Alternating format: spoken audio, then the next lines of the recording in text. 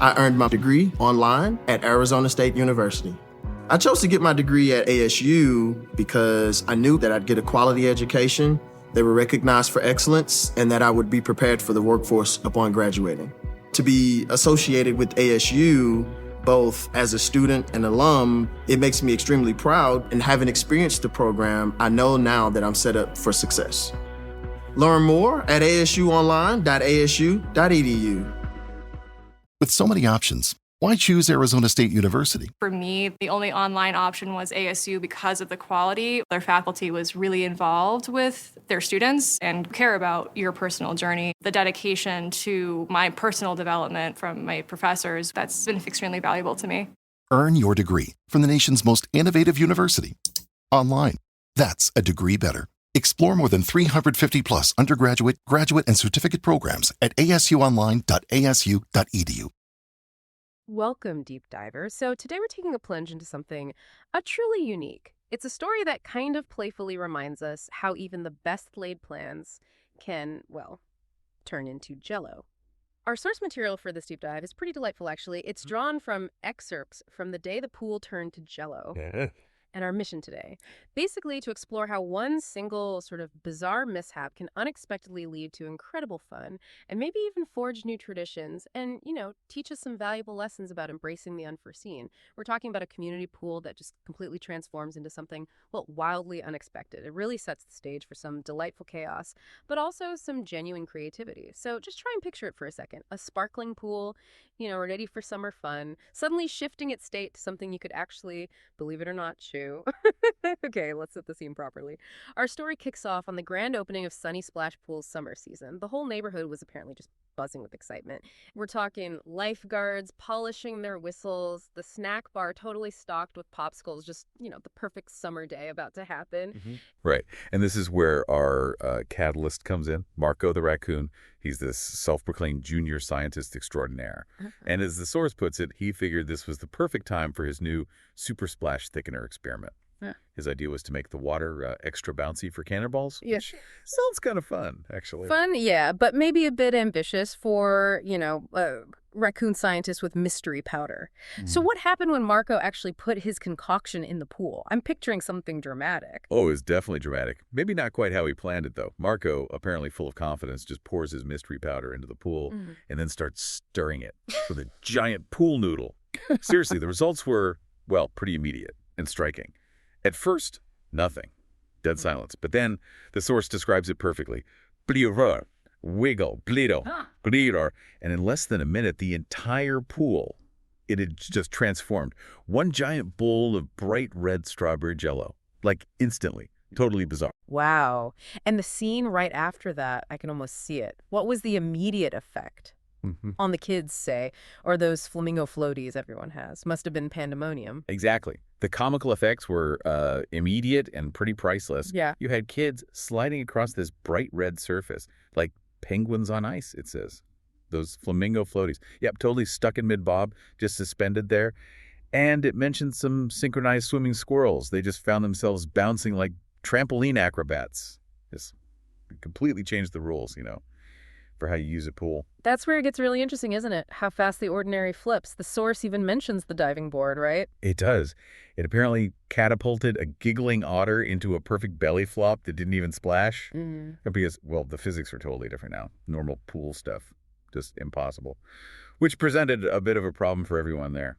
So faced with this gelatinous situation, Yeah. well, what was the first reaction? You can't exactly do laps in strawberry jello. You really can't. And the initial response, it was pretty much pure panic. Understandable, really. The Thor says, everyone panicked about how to swim in a pool you could chew. I mean, it's a logical reaction to a completely illogical event. Right. But this is where the story pivots, doesn't it? From just chaos to something more. Instead of just freaking out, the lifeguards stepped up. What did they do? Yeah, this is like a great example of thinking on your feet, adaptive leadership. Instead of trying to fix it immediately, they just rolled with it, recognized the new reality. They declared an official Jello Olympics. It wasn't just about making light of it. It was actually like turning this huge mistake into something fun for the community, creative problem solving. And what an Olympics. It sounds amazing. They came up with specific events right away, like the wobble race. I can just imagine that. The sheer jiggling Then the jiggle jump contest, like a dessert trampoline. And the best one, the legendary deep end spoon scoop. Talk about making do. Innovation through necessity. Exactly. And by the end of the day, Marco the raccoon, he eventually admitted his experiment was, quote, an accident, but also a delicious success. Which kind of highlights this point about unexpected outcomes, right? Even if they weren't what you intended. It's a really fun way to think about serendipity in experimentation. So what did this all mean for Sunny Splash Pool in the long run? Was it just a weird one-off, or did it leave a mark? Well, they cleaned the pool the next morning, obviously, had to. But the story of the Jello pool party definitely lived on. It actually became a yearly tradition, which is pretty amazing. Though now, thankfully, it's with permission from the mayor and a lot more spoons. So this big mess up, this deviation, it got embraced and turned into this annual celebration. Okay, so connecting this back to the bigger picture, this really funny story seems to offer some solid takeaways, lessons that go way beyond the pool side. What do you think are the key insights here for us? Well, even though it's whimsical, it does offer some potent insights. First, like we touched on, it's that idea of serendipity in experimentation. How unintended results can still have value.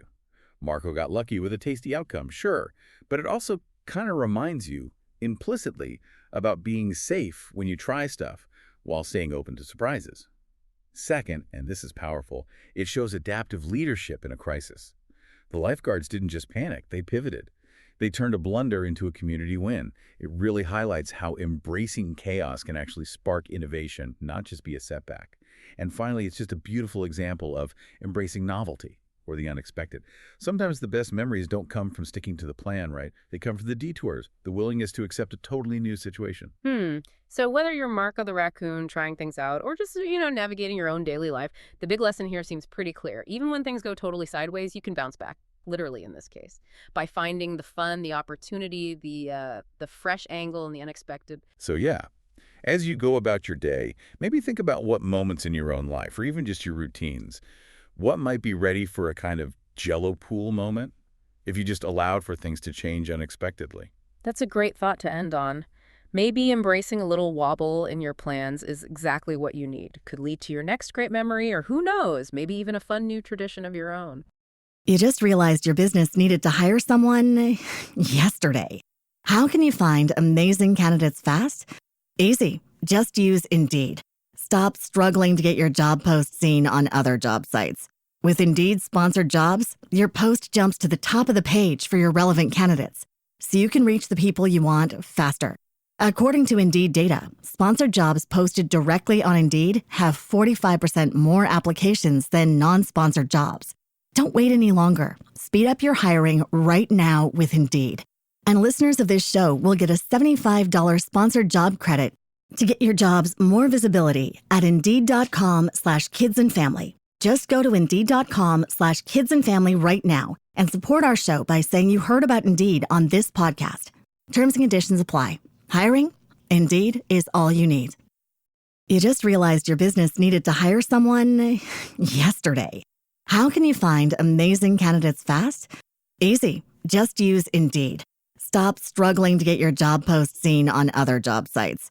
With Indeed sponsored jobs, your post jumps to the top of the page for your relevant candidates, so you can reach the people you want faster.